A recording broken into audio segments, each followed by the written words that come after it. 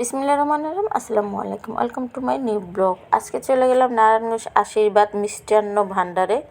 দুপুরে একটু কেনাকাটা করতে গিয়েছিলাম। আনিসারা কেনাকাটা শেষ করে আনিসার আব্বু বললো চলো আমরা মিষ্টির দোকানে গিয়ে কিছু খেয়ে আসি। তো আমরা তো মিষ্টির দোকান বলতেই অজ্ঞান।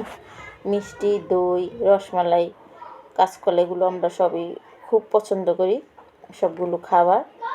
আর আনিসার আব্বু একটু বেশি মিষ্টি খাবারগুলো পছন্দ করে। চলে গেলাম দুপুরবেলা খেতে গরম গরম পরোটা। তো আমি দেখুন মিষ্টির পাশেই বসেছি। মিষ্টিগুলো যেমন আমার দিকে তাকিয়ে আছে। এগুলো হলো মাওয়া, এগুলো হলো সাদা চমচম আর লাল চমচম। দেখুন আমি আবার একটু নেড়ে দেখছি। আমি পাশেই বসেছি আর এই মিষ্টিগুলো রাখা। তো আমরা নিলাম আজকে এলো মালাই চপ। আর এই মালাই চপটা আমি এখনও খাইনি। আনিসারা বললো চলো তোমাকে আজকে একটা মজাদার মিষ্টি খাওয়াবো, এটা এখনও খাওয়ানি। তো কী মিষ্টি বললো মালাই চপ। সত্যি এই মিষ্টিটা অনেক মজা। উপরে সব দুধের স্বরগুলো ছিল, মালাইগুলো, সাথে মাওয়াও গ্রেট করা ছিল। আলহামদুলিল্লাহ অনেক মজা হয়েছে, দুজনে খুব মজা করে খেয়েছি। আর সাথে নিয়েছে দই। পরোটাগুলো একেবারে নরম ছিল আর খাস্তা ছিল। দুজনে দুটি পরোটা খেয়ে ফেললাম। আমি খেলাম মিষ্টি দিয়ে, আনিসার আব্বু খেলো দই দিয়ে। তো আনিসার আব্বু আমাকে খাইয়ে দিয়েছে দই দিয়ে, আমি তাকে মিষ্টি ভরিয়ে খাইয়ে দিয়েছি। সত্যিই অসাধারণ।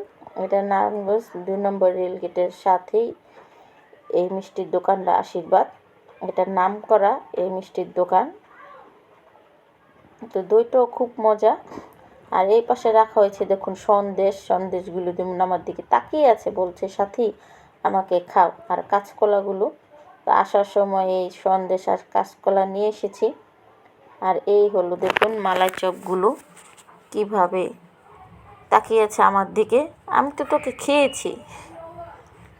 তো এখানে আছে আমিত্তি, নিমকি। তো পুরো দোকানের মিষ্টির দোকানের ছবিটা দেখুন, চারোদিকে শুধু মিষ্টি আর মিষ্টি, মানে সবগুলো মিষ্টি অনেক মজা।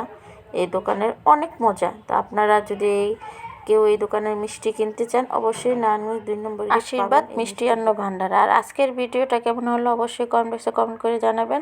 Subscribe my channel. আপনারা সকলে ভালো থাকুন, সুস্থ থাকুন। আজকের জন্য এখান থেকেই বিদায় নিচ্ছি। আল্লাহ হাফেজ, আসসালামু আলাইকুম।